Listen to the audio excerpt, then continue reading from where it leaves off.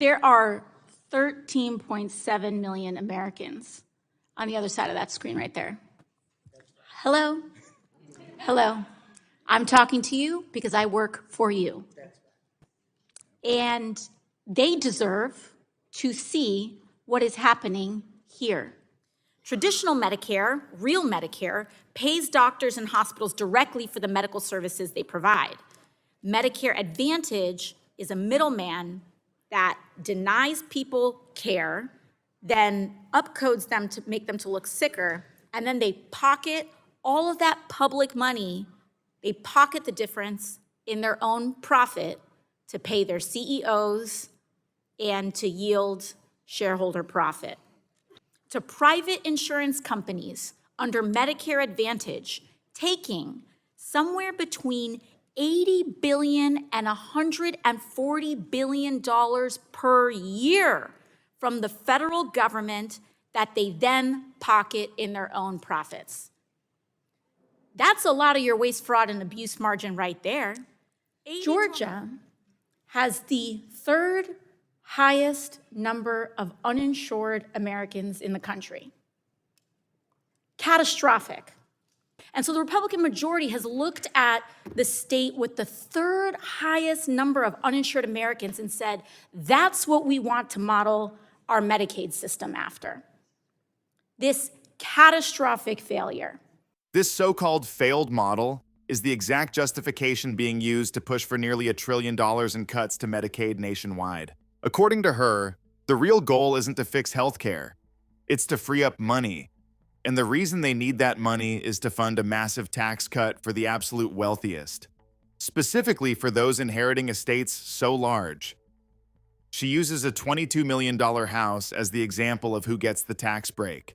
And I understand that the Republican majority wants the American public to be sold into accepting this by saying, you know what? We are secretly paying for Medicaid for every Venezuelan in the world, and that there are millions of 8-year-olds getting sex reassignment surgeries on Medicaid dime, and if we just take all of that, that will somehow make your Medicaid, cut that and make your Medicaid better. Sounds ridiculous because it is.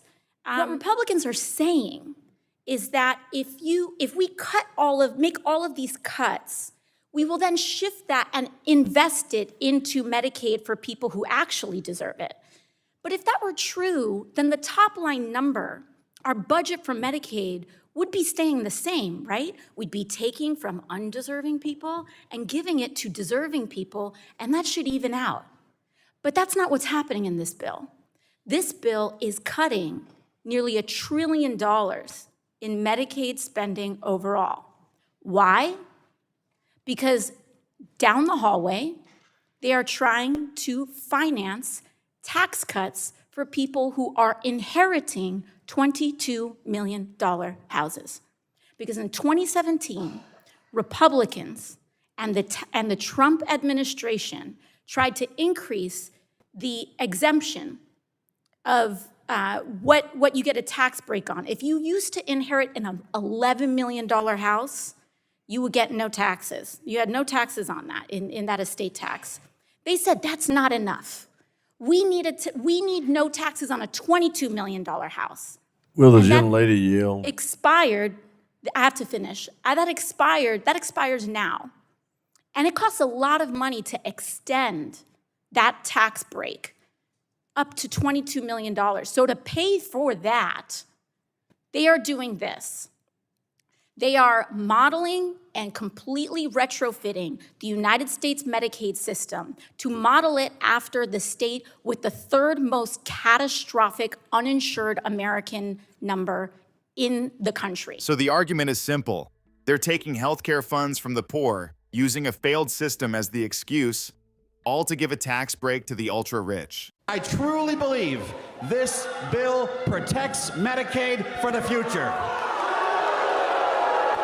Do you think that people who are 28 years old that can work and refuse to work should get free health care?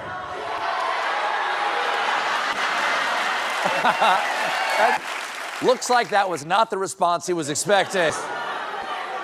These are the other important parts of the One Big Beautiful Bill.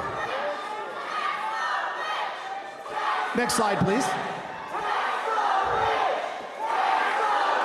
So you have the people demanding to tax the rich, but the story doesn't end with just tax cuts. Representative Ocasio-Cortez argues that the problem is also about where our tax dollars are actively being spent. It's not just about cutting programs that help the poor.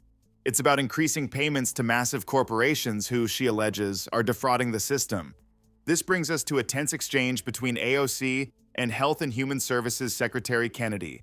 She turns her focus to Medicare Advantage, the privatized version of Medicare, and confronts him with some truly shocking numbers and accusations involving one of the biggest healthcare companies in America. You talk a lot about corporate influence and corruption in government.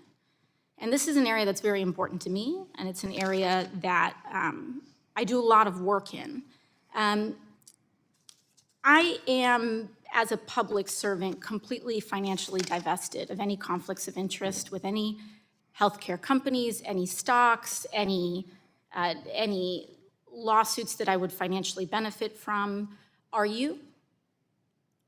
Yes. You're completely divested. Yes. You have no financial interest in any lawsuit, crypto, none of that. No. Oh, okay. Crypto? I own Bitcoin. Okay. And do you have any other securities or assets?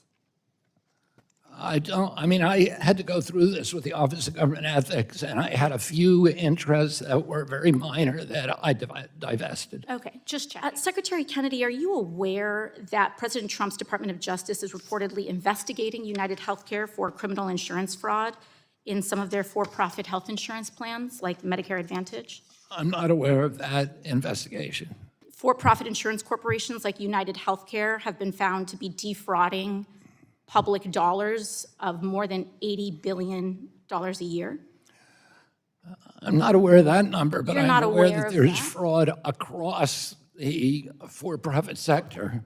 80 did you say 80 million or 80 billion? 80 with a B, billion. With a B, yeah. Yeah. Why did you nearly double the rate that taxpayer dollars give for-profit insurance companies like United next year, if you don't know those things? Double the rate? How did I do that? So your agency nearly doubled the taxpayer dollars that for-profit insurance corporations like United will be paid next year, meaning these companies, the largest of whom is under investigation, criminal investigation by the Trump administration, will be receiving an additional $25 billion from your agency. And that is the multi-billion-dollar question left hanging in the air without an answer. That single question really brings the entire story together. Whether we're talking about cutting nearly $1 trillion from Medicaid to fund a tax break for a $22 million estate, or doubling the payments to an insurance company being investigated for massive fraud,